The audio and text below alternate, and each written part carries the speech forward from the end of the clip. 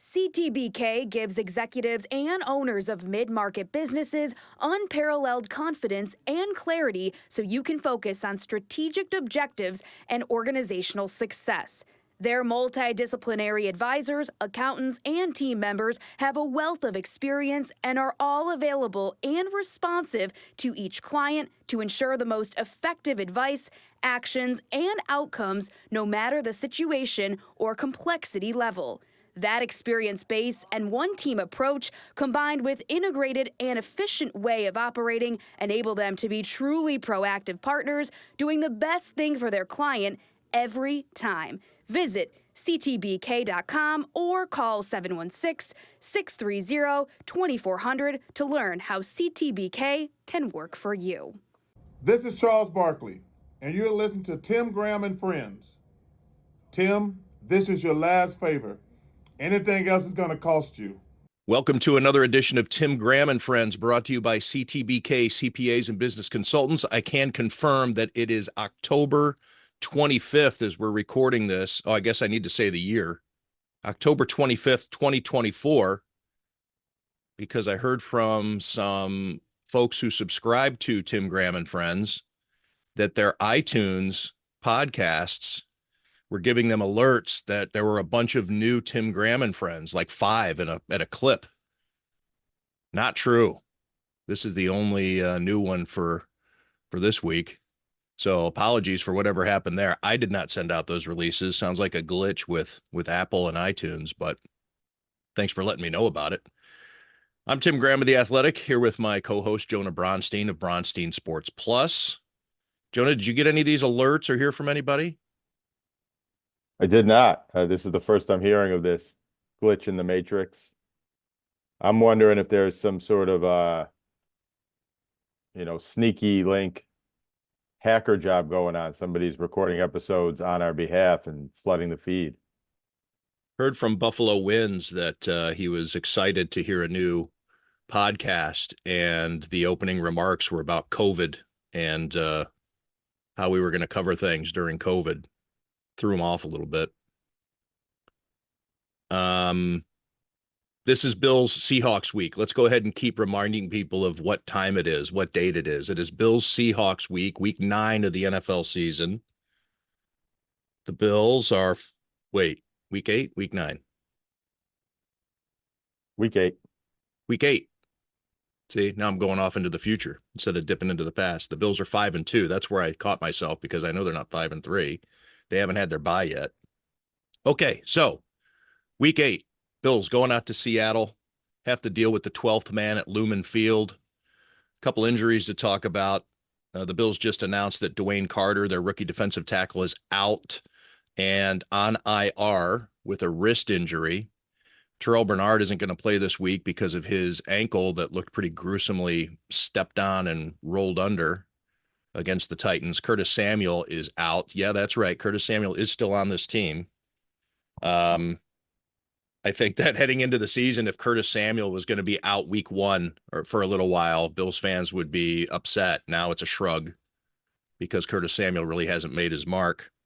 On the other side, most notable for the Seahawks, it has been reported that star receiver DK Metcalf, who leads them with, I think, 530 some yards receiving already, he is doubtful to play because of a knee injury. Bills are 3-point favorites on the road in a tough place. I think that says something. The folks in Vegas think that even in the most hostile environment in the NFL, the Bills are favored to win this game.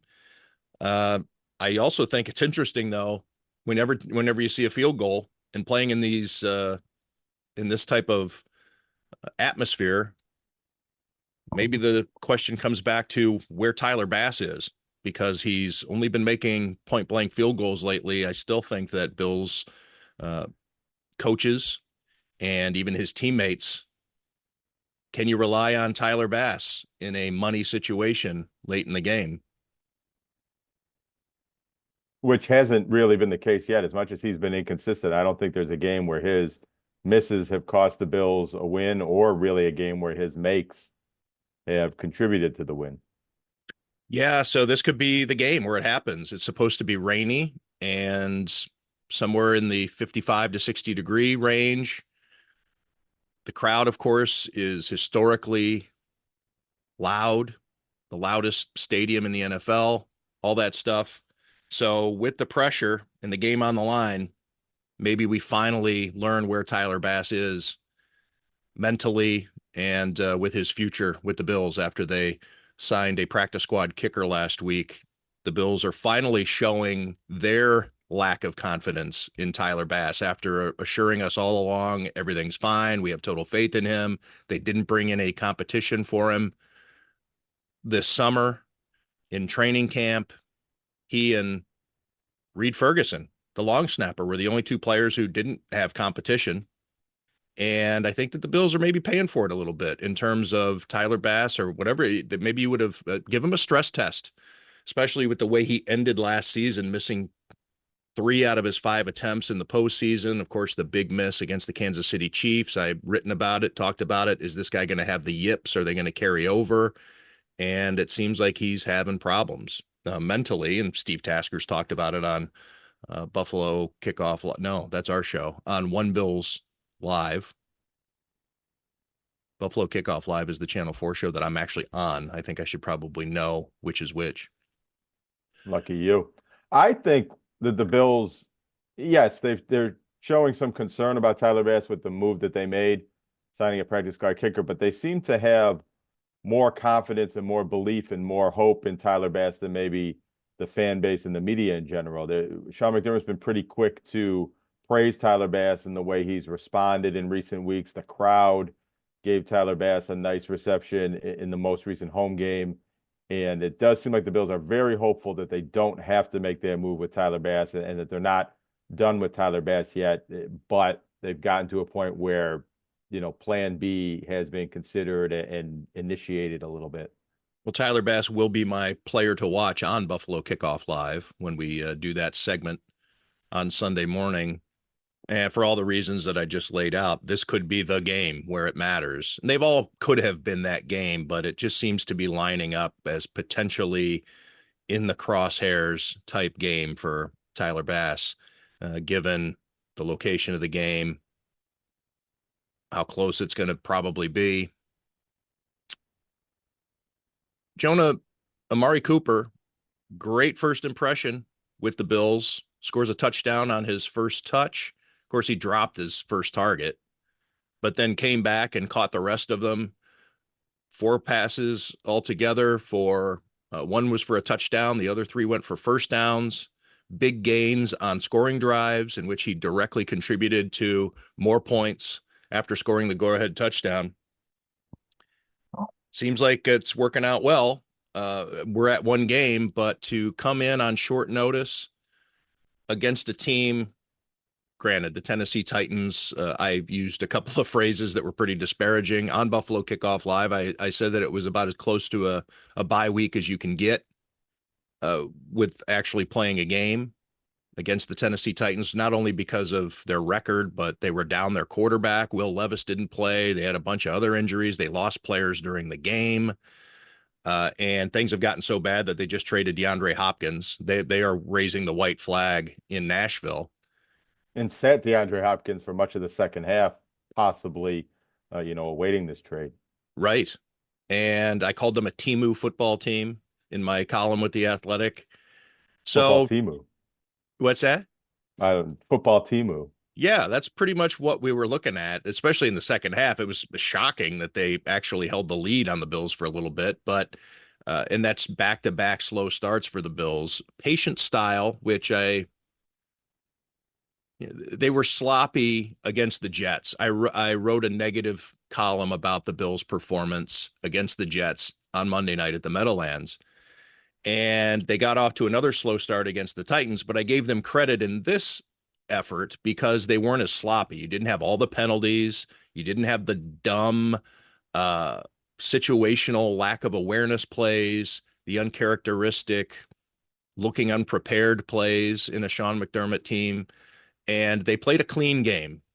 3 and outs, of course. as you'd expect. The Bills fans were booing the offense early in the game for all those 3-and-outs.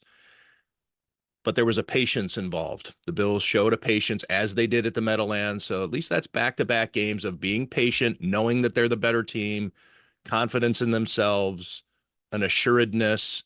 And I think that that reflects a little bit more on the identity of the team, more so than what happened against the Jets, which is I ripped them pretty good in that one and came back and complimented them, even though it was back-to-back slow starts. Where are you with these slow starts, Jonah? That's been one of the topics of the week, if not the main topic that players and coaches have been fielding questions about.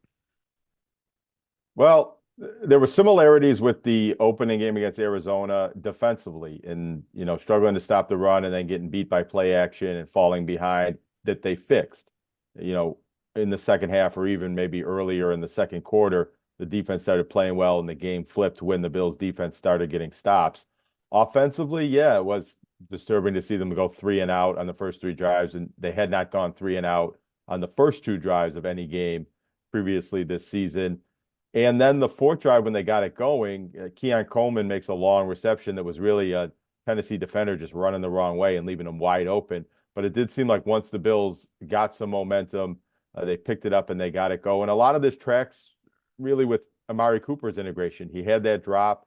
He didn't, I think, have any other targets in the first half. He wasn't on the field a ton in the first half, but once they got him going, all of a sudden the rest of the offense started working well. Keon Coleman had maybe his best game of the season, probably was his best game of the season. Khalil Shakir started making plays that I think maybe he got opened up by other receivers. And once the Bills got, going in the right direction, they started to look like the team that we've come to expect from them week after week.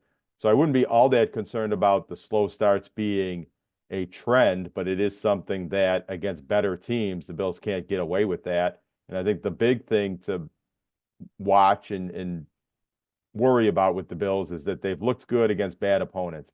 They haven't looked quite as good against the better opponents that they've played. They don't play great teams week after week, but going into the playoffs and the really important games, and when they have to win games in the playoffs, they are going to play other good teams, and still have yet to see the Bills look dominant or, look Super Bowl caliber against another Super Bowl contending team. And I don't know if this game in Seattle is quite that matchup, but this is a tougher game on the road. And as you mentioned, a tough stadium. And, if the Bills can win this game and look as good as they have in some of their other wins, it will be a bit more of a confidence booster, I think, than last week's win was. Yeah, for sure. I mean, the Seahawks I'll spit this out. The Seahawks are a division leader right now. This is a higher caliber of opposition than a lot of their victories that they've had. This is a kind of a prove it game. They still need to work back from what we witnessed in Baltimore, of course. What they just got their doors blown off, the brake speed off of them, all that good stuff, all those good metaphors. One thing I want to mention, though, you mentioned Khalil Shakir. Seems like back to normal. That seemed like regular rhythm stuff. Those pitch and catch plays with he and Josh Allen, 7 targets, 7 catches. Those were the things we were talking about at the beginning of the season, how he was on such a streak of every time Josh Allen threw to him, it was a completion. And then things with the injury, he was clearly battling that right ankle. And it looks like maybe back on track, and to have Amari Cooper plugged into the system and have Khalil Shakir humming again, that could bode well. And let's not forget Ray Davis. Even though James Cook is still the lead back, Ray Davis the last couple of weeks has exerted himself. So that's one extra option that the Bills have kind of developed, I guess. He is an older rookie coming out of Kentucky at a late age, but it's not like it's a totally raw rookie that they're molding out of clay. I mean, he did come with a little more experience and wherewithal, but to have him there as a reliable, viable back for when James Cook needs to come off the field, different situations. Of course, Ty Johnson has done what Ty Johnson has been doing for the last calendar year, when he emerged after Joe Brady took over as the offensive coordinator. And it should be noted that we're starting to see more out of Dalton Kincaid. They're finding him. Josh Allen is connecting with him way more easily than at the beginning of the season.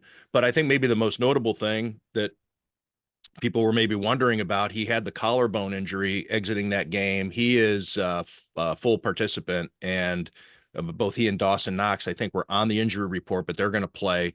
Those three players that we mentioned earlier are the only three you need to worry about in terms of, or even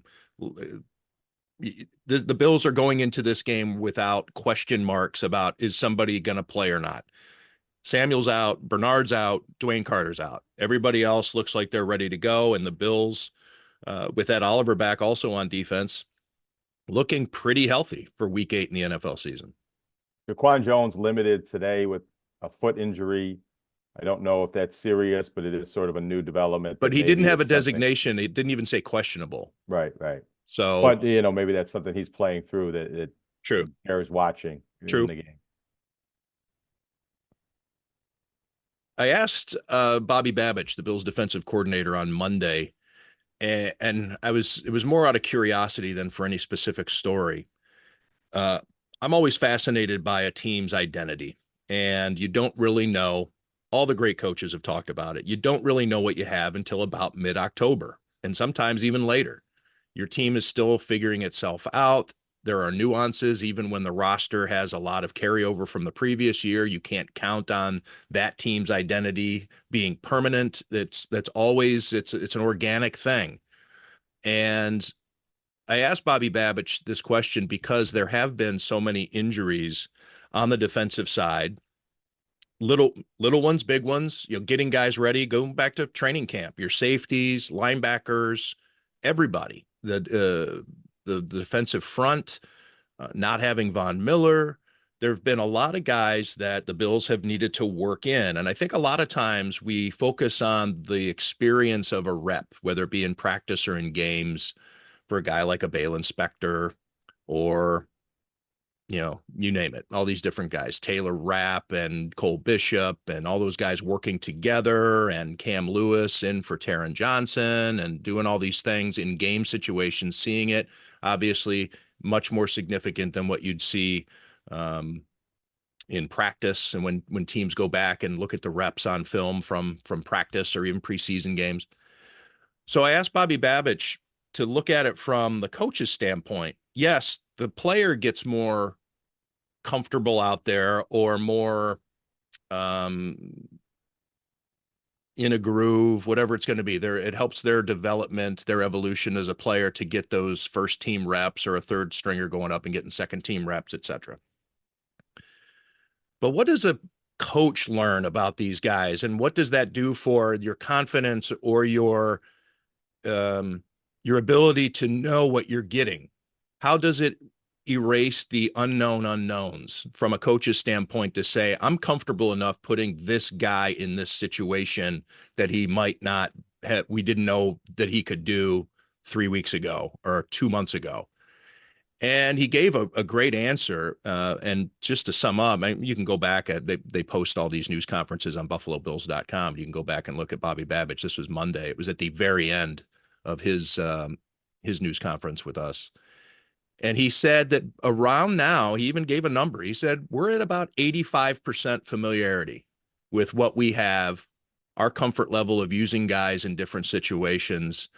And I just thought that was a refreshingly revealing and honest. I mean, he didn't peel back the curtain. He didn't tell us any secrets, but for a coach to say we're at about 85%, there is still some mystery as to, we're not entire, probably, you can pick a name. We can pick a name of a young player or a guy who's a backup and really not know what you're going to have. But I think that with Terrell Bernard being out, they have a high degree of expectation, probably accurate expectation of, this is what Dorian Williams and Balin Spector look like together, or this is what, this unit. Anyways, I thought it was interesting, especially in light of Terrell Bernard being out again. I don't know if you have any thoughts on that, but it was just a tidbit that stuck with me. Well, even though there's a lot of new and moving pieces related to the Bills defense, well, there aren't a lot of new pieces. The new players in the starting lineup are players that have been on the team before and learning the defense. And I would say the Bills have a very established defensive identity of playing nickel, not blitzing often, but sometimes blitzing in high leverage situations when they need to do it, rotating the defensive linemen. But in the past, their identity had really been built on the safeties and Hoyer and Hyde, how good they were, but also how well they played together, played off of each other, disguised coverages, disguised blitzes, and seemed to make the rest of the secondary and the back seven good around them. And Matt Milano being an all-pro mainstay in the defense was part of that. And none of those guys are there anymore. The Bills defense is still performing well and maybe not up to its peak powers, but seems to look very similar to the defense we've come to know with different safeties and without Matt Milano. The safeties maybe aren't the strength of the team anymore, but it does seem like it's still the same Sean McDermott defense that we've come to know over these past several years, even with different pieces moving in and out of the lineup. I don't know if schematically or even within game plans, they're doing anything different than they would have done with all the different players they had a year ago that are no longer on the team. The defensive backs are playing incredibly well. I should say maybe the cornerbacks. Damar Hamlin's been okay. He's getting a couple interceptions here and he's holding down the fort. I don't know if he's as dynamic as the Bills would like for a player at that position.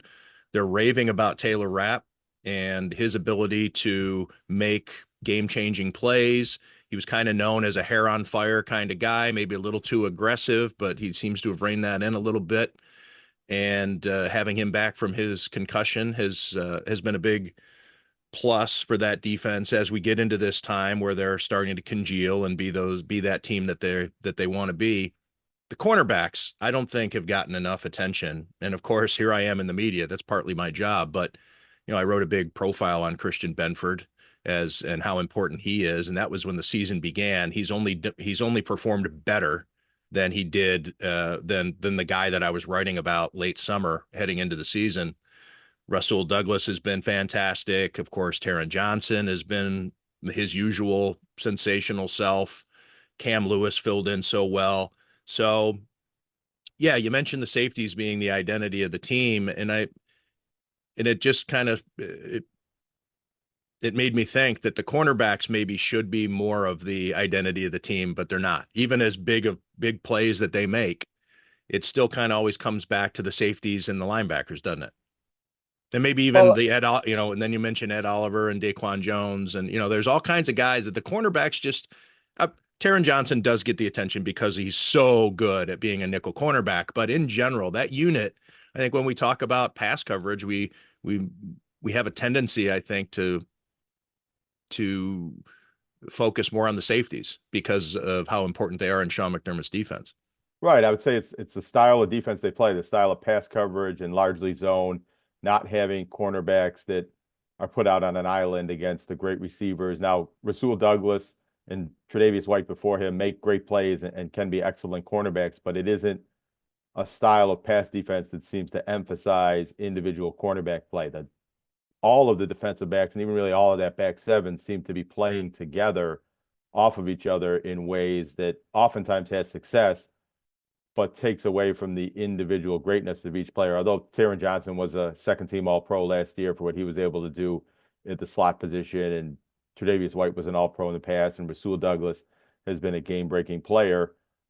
I guess my point, though, is that it seemed like the safeties were the identity of the defense in the past, and I don't know if they are anymore. I think there's debate, at least in the fan base and the media and people watch the games, over how good Damar Hamlin has been. If he's starting caliber at safety, or if the Bills need to make a trade for a safety, or there's continued speculation about Micah Hyde, if he'll be coming in to take that spot. Everybody seems to be pretty solid on Taylor Rapp. The biggest concern with Taylor Rapp maybe sometimes could be a little bit of recklessness that causes injuries to himself and penalties, and maybe even a disqualification from a game could happen with some of the ways that he plays. But he's been good outside of that.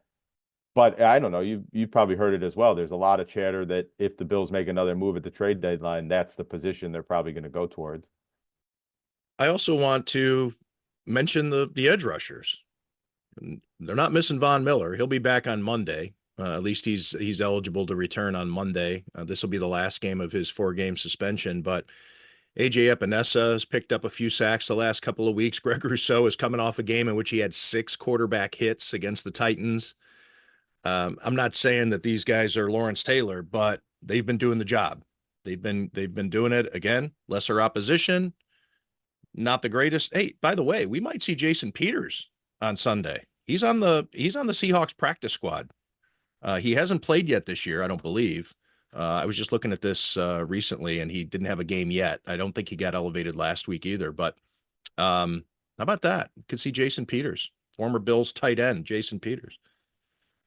Before we talk about oh, go ahead. No, I just real quick with the Bills edge rushers. AJ Epinesa has been very good the last couple of weeks. He's been better since they kind of took him out of the starting lineup and using him in a slightly different role, or maybe that was just a way to give him some smelling salts and get him going. Dwayne Smoot's been very good in his role of playing defensive end, but also sliding inside on third downs, and that was a good signing, and he's helped that defensive line. And Von Miller, it'll be interesting to see what kind of role he has. He seemed to be coming into his own a little bit, or getting back to being himself before this suspension. I don't know if the suspension plays a role in him having a reduced role, the Bills maybe losing some trust in him, or if they try to get him going. But it seems like having Von Miller as the guy who only comes in on passing downs, but has that elite ability to get to the quarterback, is a really nice piece to have. But I don't know how much the Bills are really relying on him anymore. It'll be interesting to see how he gets reintegrated. It'll be interesting to see if he's really on the team. I mean, I don't know. He could be a trade eligible player if there's something that the Bills can get by without him. They played fine defense without him for 3, maybe 4 weeks here. If there's any value, who would want him? They want. Yeah, I don't know. He still ranks third on the team with 3 sacks, only a half sack out of second place. AJ Epinesa leads the team with 4. Greg Rousseau right behind with 3.5. And then Von Miller has his 3 sacks through the first 4 games. Of course, a couple of them were a little technical. Maybe I dreamt this, but wasn't one of the national guys saying that the Bills have been shopping Von Miller? I don't recall that. People talking. Look, Myles Garrett has been probably one of the first names mentioned on most of the Bills podcasts this week. Here we are just now mentioning him, maybe 20 minutes in or whatever we are, a half hour. I'm not even sure. I don't have a clock going, but Myles Garrett's cost a lot of money that the Bills don't have the space for right now. And I think, I say it tongue in cheek. If the Browns were willing to take Von Miller in a trade, sure, go ahead. But I don't know why the Browns would do that. And I don't know why anybody else would take a player of his age for what? And if a team really thinks he can make a difference, then I guess that the reason you would take him as a team like, let's say, the Browns, just for the sake of this discussion, if they need to get rid of a player so badly that they're willing to take on your damaged goods for a year and then cut just for the sake of unloading their player who they're on the hook on for multiple years, maybe. And yes, the Browns are going to be in a big time reset. They should be if they're not.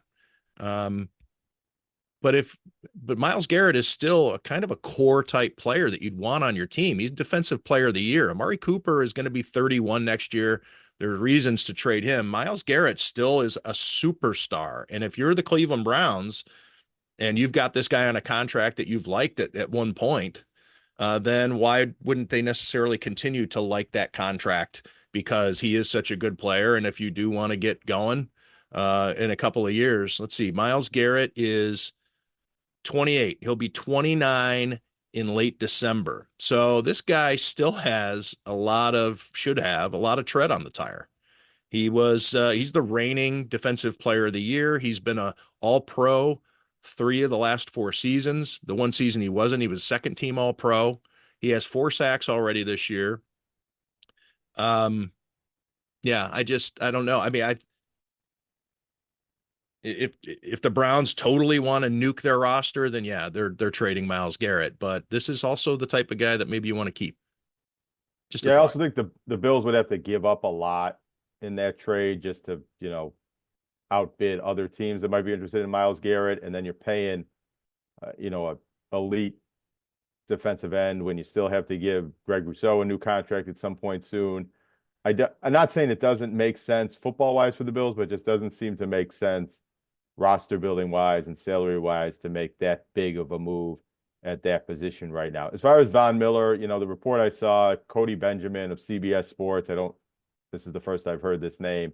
So I think that was more of a speculative kind of just coming up with trades that they think might make sense for different teams in the league. Not much of a report that the Bills are actually interested in making that type of move.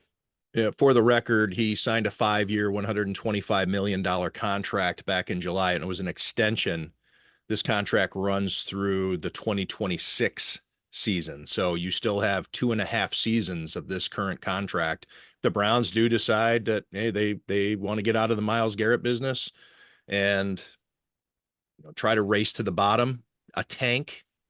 If they want to tank, then maybe they want to trade him away. But this is also an organization that's trying to build a new stadium, and they need as much public support as they can get. And as you could hear, the controversy in Cleveland last week of their home fans booing Deshaun Watson as he was laying hurt on the field with his torn Achilles tendon.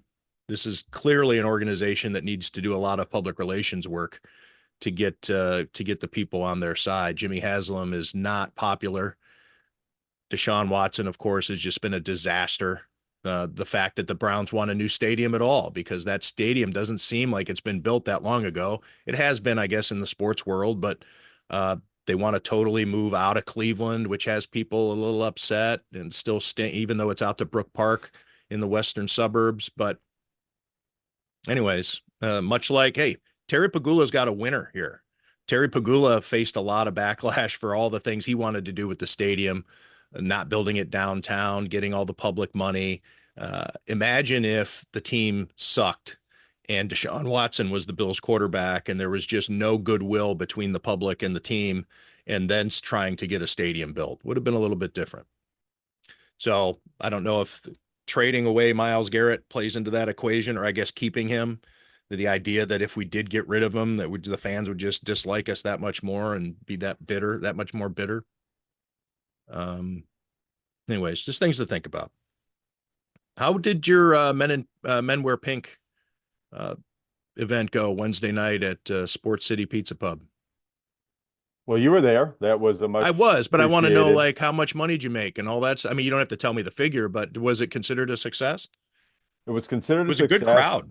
The official numbers aren't in yet, but I do think it was, $500, $600, $700 maybe towards my campaign total, and an overall success for American Cancer Society and what we were trying to do. Seemed like a lot of people had fun and a lot of people were motivated to kick in a little bit more money in the bartending tips and participate in the raffles and things like that. So yeah, I think it was a good event, and it was, for me, probably the most fun of the 3 events I've had, because it was more of people I know, people I'm friends with, a few Buffalo media people, yourself. So yeah, I think it was an all-around success, and got, showcased on the Channel 4 News, which was nice to see. Yeah, always good to hang out with Chris Parker, Sal Capaccio, and the Bronsteins. I got to meet the rest of the Bronsteins who I haven't met, including your mother, who 20 minutes into our conversation says, "Oh, you're Tim Graham from Tim Graham and Friends." And I thought to myself, in fact, I may have said it out loud, well, I'm sure your son is happy that you follow his career. Well, you seem to be surprised that she wasn't aware of the podcast, but I want to know, how many episodes of this podcast do you think your mother's listened to? Well, that's a good point, but we do. She doesn't care about Buffalo stuff, doesn't your mom? She's into sports at least a little bit, right? I mean, your dad is so into it, and you and your brother are into it. Wasn't she raised? Didn't she? No, not so much. She knows. I live far away. You live close to your parents. I don't know. It was surprising to me that you introduced me to her as Tim Graham, and then 20 minutes later it was like, oh, you're the co-host of that show my son's on. Yeah, I'll tell you this. So my dad is a regular listener to the podcast, and will ask me if we miss a week, and might even be one of these listeners that got the the fake updates of the old episodes this week and might be asking me what that's about if that happens before he gets to listen to this episode and get the explanation. My mom is very aware that we do this podcast, but has never, I don't think she's listened to any other podcast and is not any type of sports fan that would want to listen to a podcast about sports. I do think she's asked me in the past, "Oh, should I listen to that?" Being interested in me and the things I say. And I say, "No, it's all about sports and stuff that you don't want to listen to." But she knows that there's times when maybe I get invited for dinner over there and I can't go. I got to do this podcast. Or there was a point in time during the pandemic when I was spending a lot of time over there and recording episodes at their house. I think our first few episodes I did at their house. They had some technology aspects. I wasn't able to do the video zooming here that I was able to do there. I don't remember why. So she's very aware that one of the jobs I do is podcasting with Tim Graham. Beyond that, I don't think she reads The Athletic. I don't think she's very aware of your history writing about boxing and giving Joe Macy his third franchise nickname. But I can catch her up and get her up to speed there. No, I wasn't offended by it. I was just surprised that after talking, so my point, I guess, was she was, I guess, just having a enjoyable time talking to some random guy. And then it finally dawned on her that I work with you in some way. Yeah, well, I'm glad we were able to bridge that gap and get everybody up to speed on how that's going. That was the highlight of my night, meeting your mom. She's great. Okay. How about meeting my uncle and hearing the story about how he fought Buster Bison? Yes. I'd heard the Muhammad Ali story. So I guess we need to do we have to tell the story now? Like, do we mention it and people are going to wonder what we're talking about? But when Muhammad Ali was doing his college speaking tour while he was suspended from fighting, having not reported for military service and having his title stripped away from him and being out on bail or awaiting trial, whatever it was. But anyway, he was making his campus speaking tour. He went to Canisius. He also went to UB and spoke there. And Jonah's uncle volunteered at some point. Muhammad Ali says, "Now who wants to be able to tell their grandkids they boxed the world champion?" And so Jonah's uncle was picked at random out of the group and brought up on stage, and Muhammad Ali slapped him around a little bit before Uncle Bob could blink, I guess. So then it came to the next story, Jonah, and I'll let you. And then you said, "Have you talked to him about fighting Buster Bison?" Right. Well, I don't know the exact details. He explained those to you. I think I had to go off and take care of something else. But I just remember this being kind of family lore growing up, especially like the age I was when Pilot Field opened and the Buffalo Bison games were a big deal. And my dad had season tickets and we went to a lot of games. And I was pretty enamored with Buster Bison and the game presentation as a 6, 7, 8-year-old. And then I remember hearing that my uncle went to a game with his friend and probably wouldn't be going back to many more games in the future because he happened to punch Buster Bison and that happened to be a scene. I thought he was, kicked out of the game and banned from the stadium. I don't know if that was the case, but I do think Buster was getting on his nerves and he shot him one back. And maybe it was repressed from that Muhammad Ali situation about 20 years earlier. If this ever happens again. Yeah, right. So the way Uncle Bob explained it to me was Buster Bison was doing his various shenanigans, like mascots do, maybe pulling your hat down over your eyes or swiping something or trying to be funny, and poked your uncle in the chest a little too hard and out of reflex punched him back. And he went ass over tea kettle backwards. And so my question being, did he lose his head, which is the ultimate mascot sin, right? As if Buster Bison's head would have come off in front of a crowd. But he said, no, the head stayed on. That at least that crisis was averted. All right. I have to ask Buster about this the next time I see him at a Bison's game. You think it's the same one? Well, no, it's absolutely not. But we'll see if maybe Bison's PR, Brad Bisbing, maybe somebody over there remembers. Sabretooth, he'll be in attendance Saturday at 1:00. That's when the Sabres take the ice again against the Red Wings at KeyBank Center. Sabres are 3-4-1, a little bit of a different vibe regarding that team than the last time we did this. It seemed on the verge of catastrophe with Lindy Ruff, and then the Sabres come out and put together a really good win, 4-2 victory over Dallas. There has some harrowing moments towards the end, but still to be able to beat Dallas 4-2, they controlled most of the game to start off that 4-game homestand and a stretch of 8 out of 10 games at home. It does seem though that's that different feeling, right? I mean, just one game in 1 week, and maybe you start to feel a little bit differently about the Sabres. I don't know. Is that too rash? Yeah, I think well, they won back-to-back games, but they're 3-1-1 in the past 5 games. They've scored 22 goals in those 5 games. And some of the things Lindy Ruff's been preaching and trying to get across and tinkering with the lineup or benching guys and looking for responses seem to be working in some ways. I mean, I think now we're flipping around to the opposite of maybe being too apoplectic about some of those losses in the beginning of the season. And oh no, the drought's going to continue because the Sabres got off to a slow start. Now they turn it around for a couple games and it's, they're back and all of that was not to be concerned about. And, Well, it's hockey fandom and especially Sabres fandom is that whipsaw. It does go back and forth to big extremes. Kind of like trying to follow Sal Mayer on his Yankees tweets, right? I mean, they're they're not always reasonable. There's something in the middle, I'm sure. And Dallas being a very good team, conference finalists a year ago, and we're tied atop the West standings coming into that game with one of the best goaltenders in the league. And the fact that the Sabres were able to win that game and play well and get the lead and score was encouraging. Now, I don't know. Their earlier win against Florida came with 2 top players out of the lineup and a backup goalie. That wasn't the case against Dallas, but you can't always judge a win by how good the team coming in is as a road team, because sometimes it's at a point in their schedule or their arc of the season that makes them less formidable than they might be in another meeting or in another venue or things like that. But the Sabres took advantage of winnable situations. They now have a softer point in the schedule. If they can continue to do that, continue to stack wins, beat some of the teams that they really should beat, which is maybe something they struggled with last year in taking care of business in the very winnable games, they can get back on the right side of 500 and progress towards potentially being a playoff team. And yeah, there's a lot.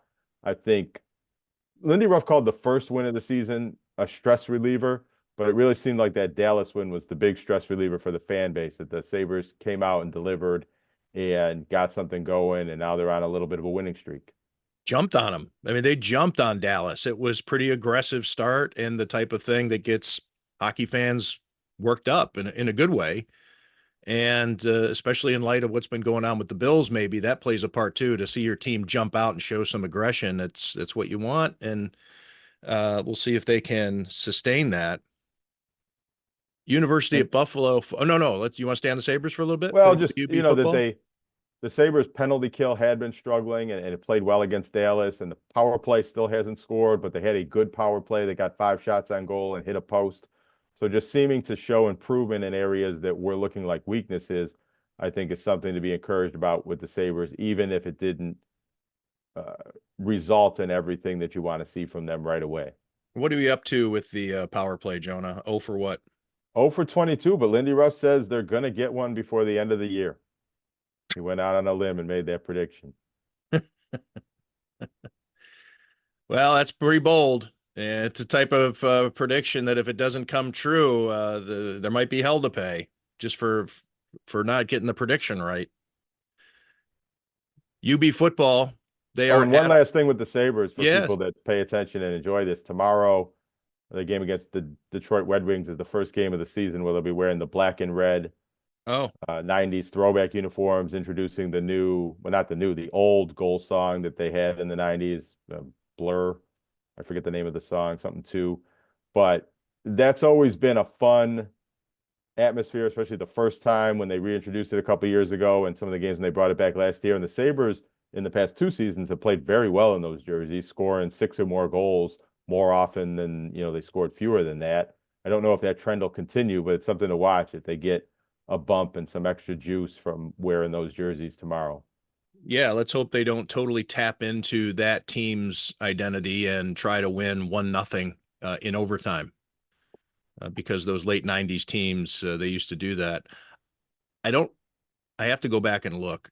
The very first Sabres game I ever covered for the Buffalo News was 0-0 or 1-1. And it was the Ottawa Senators for sure. Hasek was in goal, but I think I can't remember if it was 0-0 or 1-1. But anyways, riveting action.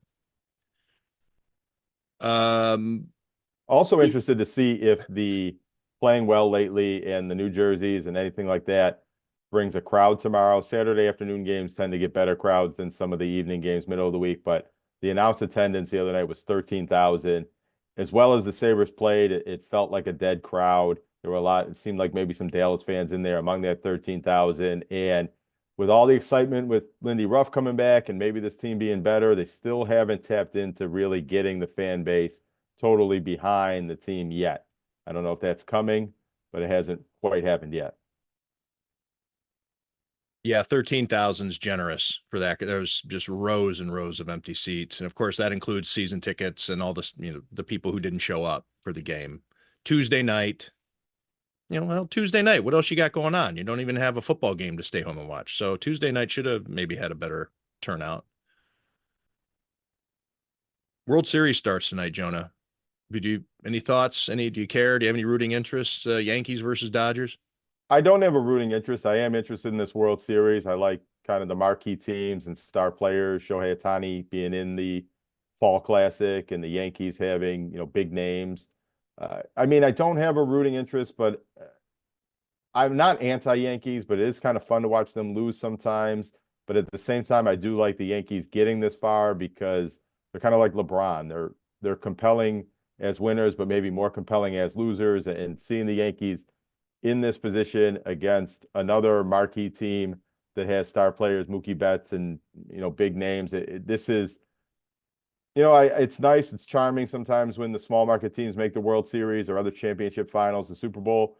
But for me, not having a rooting interest in any particular baseball team or any particular baseball market, I like seeing the big markets and the big teams and the big stars playing in this spotlight here.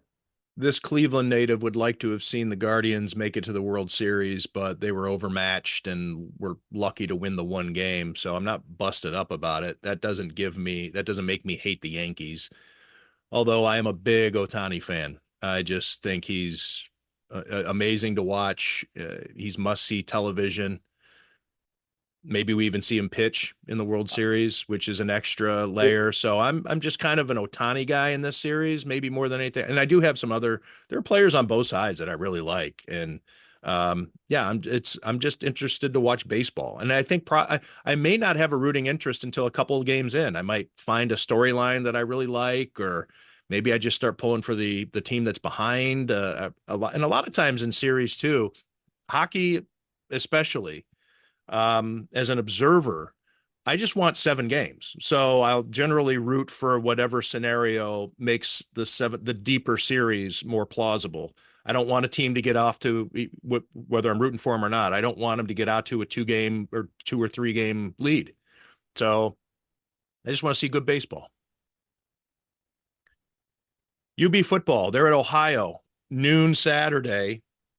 UB is you can shop around. Well, if you're in the state of New York, it makes it tough. But if you're listening outside the state of New York, UB is getting 5.5, anywhere from 5.5 to 6.5 points, depending on where you want to shop it.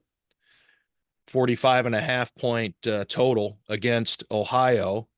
They're coming off that controversial ending versus Western Michigan last week on homecoming. Just your thoughts on UB in this matchup, Jonah? Well, before we get into the matchup, the most recent game against Western Michigan, I was down there covering on the sidelines. I was having fears and visions that game was going to go into 7 overtimes, because the last time those two teams had played at UB Stadium, that's what happened.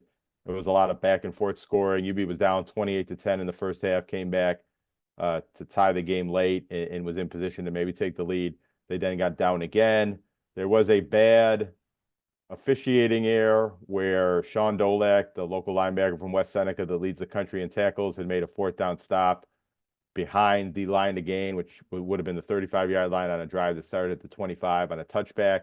The ball was spotted short of the 35-yard line, but they pulled out the chains and somehow measured a first down. So there was some sort of error where the stick was placed initially to pull the chain, or the chain shrunk or something like that, or somebody was stepping on the chain. I don't know what happened with that.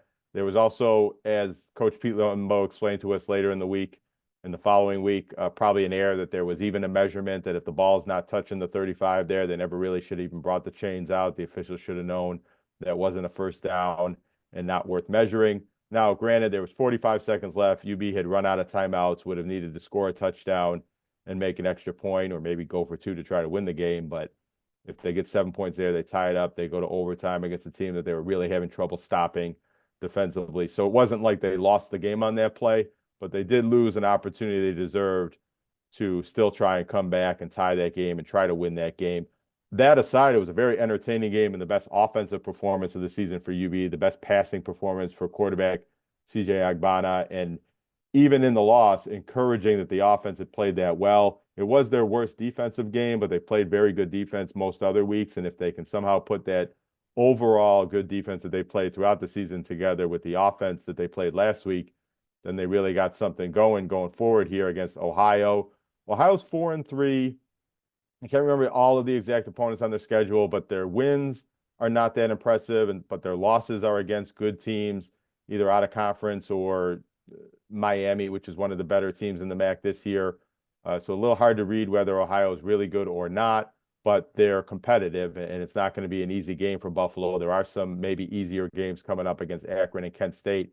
This isn't one of them, and it's a stadium where UB's had a lot of trouble. They're 1-11 all time in this stadium. The only time they won there was back in 2008. That was the championship year for UB. So maybe if they do win this game, it's a good omen. It's a difficult trip. It's a difficult place to play.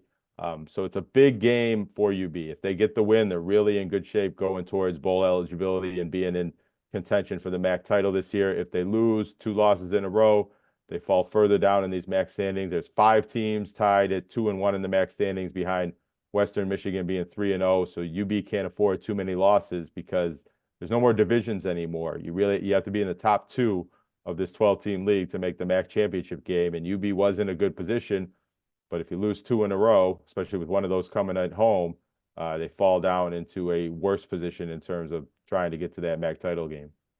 How are they still projecting as a bowl team? They're still projecting as a bowl team because they're still on the right side of 500, and you only need 6 wins to be bowl eligible, and they're 4-3 after 7 games. And I don't know if the projections are factoring in that they should have, it should be favorites to beat Akron and Kent State, and that would get them to 6 wins. Maybe they need 1 more. They probably don't need 1 more to be assured of being bowl eligible, but sometimes a MAC team can be left out at the end if that is the case. But yeah, they're probably going to be a bowl team unless the wheels fall off this season. But how much they're going to have to sweat that out, or how good of a bowl game they get, they might need to pull out one of these wins like they have here at Ohio and get to 7 wins to be in a better position than they would be at 6-6. Jonah, can you give us a look around the local high school football scene here as it's the last regular season week, rivalry week in Western New York high school football? Yeah, I think that's just the general theme of the week. Rivalry week, Lancaster Depew, TNT, Kenmore East, Kenmore West, West Seneca East, West Seneca West. And there's more than that, but not too many of the rivalry games are big games in terms of, they're usually non-league games. They're not playoff implications. Are going to count towards the division standings that determine playoff seeding. There aren't a lot of the rivalry games where it's 2 good teams playing against each other. But like in the case of TNT, Tonawanda is not good at all. They've had to forfeit a couple of games this year because they haven't had enough players. North Tonawanda has one of their worst teams in years, or having one of their worst seasons in years. But that's still a huge game in the Tonawandas. There's still going to be 5,000 people there interested in the local bragging rights and things like that. So these games are big games outside of the competitive factor and what happens on the field. They're big community events and big Friday night atmosphere situations for the students and the alumni and the people living in town. And there's other games that do have playoff implications this weekend. Orchard Park and Bennett probably being the biggest one. And then we'll move along towards getting those playoff seedings and brackets and having playoff football in Western New York next weekend. Where will you be? I'm probably going to go to Orchard Park Bennett. Some of these rivalry games, you got to get there very early to park and fight the traffic and get into them, and without too much stakes beyond the local rivalries. You know, when I wrote for the Tonawanda News, TNT was a must cover. You had to go do that game. And there's times when I wrote for community papers in Depew and Lancaster and covered those games. But with, you know, my current role, I think going to a game with playoff implications. If Orchard Park beats Bennett, it's going to be the first time in several years that Bennett's lost against a local opponent, and a big win for Orchard Park and change the playoff seeding. So I think I'm going to be there to see whether that happens. If Bennett wins as expected, it's less newsworthy of a game, but you know, we're going to see what happens out there at Orchard Park today. Orchard Park has a new field complex. I haven't seen that yet, so I'm going to get out there and I might see. I've seen Sean McDermott on the sideline at Orchard Park games when they played Bennett in a playoff game a couple of years ago, and so I might be walking around trying to scout to see if he's in the crowd. I don't know when they travel, but you know, I'll be looking for a familiar face leaning on the fence, trying not to get recognized, but you know, I'll recognize him if I see him. Jonah, thank you. And thanks to everybody for watching or listening, whatever your platform of choice is, to Tim Graham and Friends, brought to you by CTBK, CPAs and Business Consultants. If you're not following us or subscribing, please do. Rate it, give us a thumbs up, do whatever you can to show your support. Hopefully you won't get alerts from 5 years ago. Joe, you have something you want to add? I do, and I did this at this time last week. I want to shout out 2 listeners that did make donations to my campaign that I think heard this on the podcast. One, a friend of mine, Eric O'Connor, who used to work at the Tonawanda News with me when I was covering TNT games, and I think he wrote some TNT fan stories and midweek advance stories and understands the importance of that game, even if those teams aren't any good. And I got a donation from a Daniel Connors, who I don't know, but I do believe. Oh, now I'm drawing a blank. Tim, help me out here. Buffalo News. Greg Connors? Greg Connors, exactly. That's what I was thinking of. I believe this is a relative of Greg Connors, or we might have a Joseph Sullivan situation where that was Greg Connors making the donation, but the name showed up with a different first name. So I'd like to thank Daniel/Greg Connors for that donation, and I'd like to thank Eric O'Connor, and I'd like to thank any listeners that I'm missing that donated because of, you know, us talking about this on the podcast that I didn't really recognize were TGAF listeners or anonymous donors. Ravi and all the people that showed up to the event the other night. Always good to see Ravi. And we still have another week left in the month. So anybody that feels generous enough to want to donate, as we had mentioned a couple weeks back, you know, donating to the campaign is great.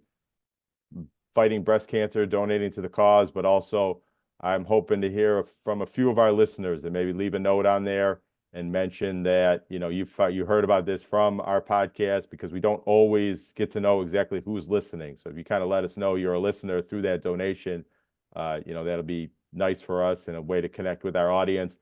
And I should mention, you know, as we learned, Craig McVitie had made a donation to the cause from hearing about us on the podcast. Great dude. And then he finds out from his own son, Kevin McVitie, that he's also doing the Men Wear Pink campaign.